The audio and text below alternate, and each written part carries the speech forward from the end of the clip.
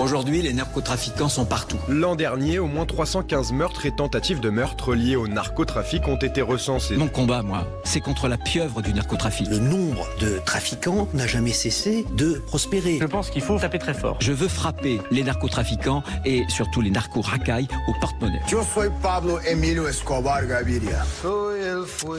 Et Samuel est avec nous au 0826 300 300, ça sonne déjà. Bonsoir Samuel, bienvenue sur Sud Radio. Bonsoir et bonne année. Merci vous aussi, très bonne année. On revient sur cette question, peut-on réinsérer dans la société des adolescents barbares selon vous ? Alors, selon moi, est-ce qu'on peut le faire ? Oui, on peut le faire. Maintenant, est-ce qu'il y a une volonté politique ? Est-ce qu'il y a une possibilité même d'un point de vue technique de le faire ? Malheureusement, j'ai l'impression que c'est pas d'actualité. C'est-à-dire qu'un adolescent qui est barbare, en général, c'est un adolescent qui a subi soit une éducation qui n'a pas été menée à son terme, soit qui a subi des violences dans son enfance. Et malheureusement, pour cela, pour le réinsérer, il faudrait entre guillemets, des psychologues, des pédopsychiatres, etc., et tout un environnement social qui peut l'aider à avancer et à évoluer. Mais malheureusement, c'est pas du tout le cas en France. On n'a pas les ressources. On n'a pas les ressources, donc il n'y a pas de volonté politique, et donc automatiquement, ce n'est pas possible. C'est possible techniquement, mais malheureusement à cause d'un manque de volonté politique, ce n'est pas possible.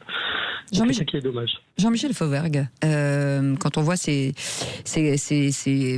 gamins, à 14 ans, on est un gamin encore, quand on voit qu'il tue froidement, froidement, qu'il brûle. Là, il y a quelqu'un qui a été brûlé dans sa barbecue géant dans sa voiture. Enfin voilà. Est-ce qu'on peut faire quelque chose ? Alors. Déjà, est-ce que ces adolescents barbares, on peut les reprendre et les remettre dans le droit chemin ?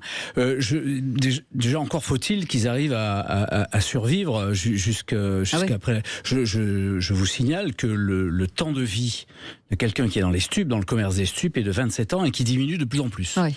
Donc ça, c'est la première chose. La deuxième chose, c'est que, évidemment, qu'un adolescent qui a participé à des horreurs de ce type-là, ça va être difficile de le réintégrer. Le problème de la drogue, c'est que ça prend les mômes très tôt, de manière volontaire ou involontaire quelquefois, et ça les déscolarise, ça les désociabilise, ils n'ont plus aucun repère, et ça va être difficile. Alors quand ils ont commis des horreurs de ce type-là, pas persuadé qu'on puisse les rattraper.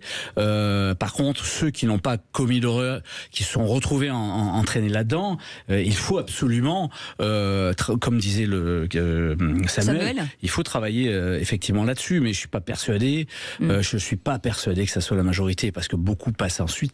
C'est une façon de rester dans les gangs que de passer à la manière forte. Et quelquefois, on les oblige à passer à la manière forte. Et c'est une espèce d'héroïsation que de faire de la prison et de passer à la manière forte et d'aller faire un contrat. Et ça, c'est difficile. On a basculé là-dessus. Une rupture fondamentale, c'est le fait qu'aujourd'hui, la minorité n'hésite pas à commettre des crimes et de la délinquance au même niveau que les adultes et les majeurs. Et par conséquent, je crois rejoindre Philippe qui, sur ce plan-là, considère qu'il y a une infime partie des mineurs qui ne sont plus récupérables. Malheureusement, il y a des tendances qui ne sont pas combattues dès la prime enfance, qui vont demeurer et faire de ces malheureux jeunes une destinée catastrophique pour eux-mêmes et pour la société.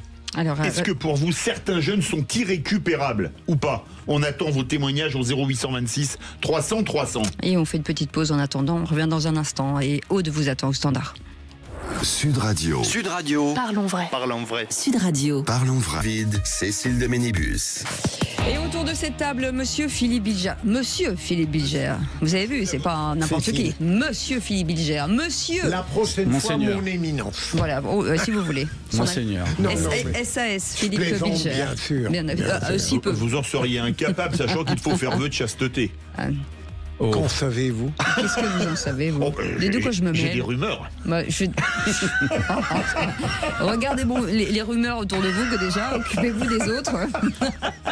Moi, par contre, j'ai des fiches. Hein. Ouais. Ah bon. Qui viennent. Lui, il a des vrais dossiers, voilà, en revanche. Sur Philippe Bilger. Sur vous. Mais non, sur vous, Philippe, David. Parce que c'est marrant, en fait, cette veste, c'est pas la vôtre. Ah, c'est ça. Vous êtes trompé de veste dans un... Bon, moi je décide ça. Jean-Michel Fauvergue est avec nous. Ni capitulation, ni résignation. Osons le courage aux éditions Fayard avec cette question du jour, narcotrafic. Peut-on réinsérer la société des adolescents barbares? Vous disiez, vous êtes à moite-moite, hein, Jean-Michel Fauvergue, en disant que c'est quand même un peu compliqué. Philippe Bilger, vous estimez que c'est possible ou pas? Il y a une infime minorité, ça n'est pas possible. Alors moi je pense, contrairement à mes deux compères, que pour une grande majorité ce n'est pas possible. Je vais vous prendre un exemple.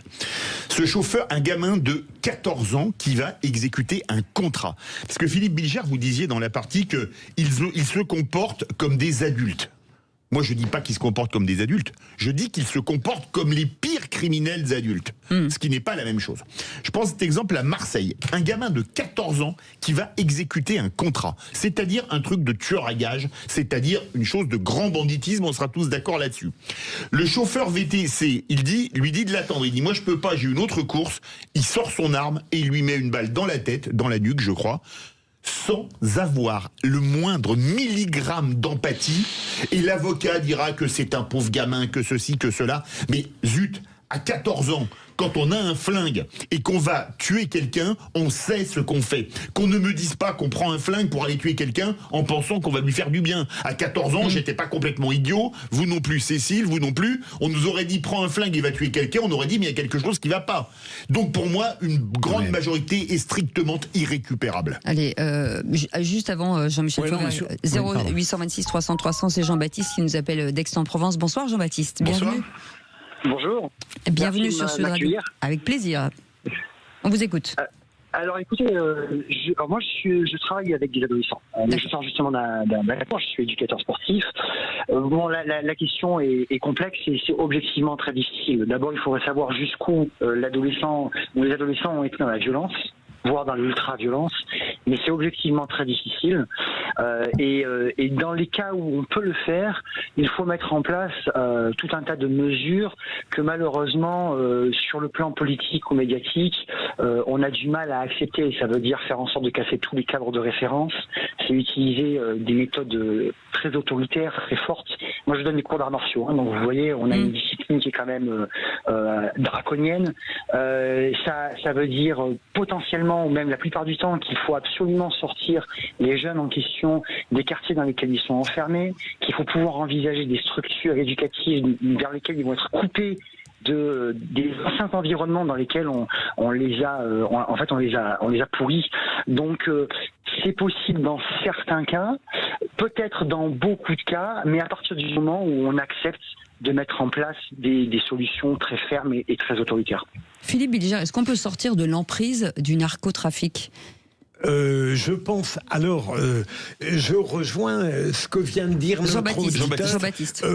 Dans une démocratie et dans un système d'état de droit qui est tout de même trop faible par rapport à l'immensité des défis affrontés, je crois qu'il sera très difficile de remettre dans le circuit humain des personnes irrécupérables. D'ailleurs, il faudrait s'interroger sur le sens irrécupérable. Vous avez dit, Philippe, que parce qu'ils avaient conscience de ce qu'ils accomplissaient, qu'ils n'étaient pas récupérables. Je crois que c'est une notion différente. On peut accepter que quelqu'un ayant commis le pire, même un mineur, puisse être remis à coup de volonté, à coup de pédagogie, à coup de répression dans le circuit classique. Mais est-ce que c'est de sa seule volonté ou même de la volonté de ses parents? Quand un gamin est dans le trafic, il y a un moment donné, les narcos vont aller le rechercher jusqu'au bout. C'est problématique. C'est ça. C'est effectivement, ils vont les récupérer. C'est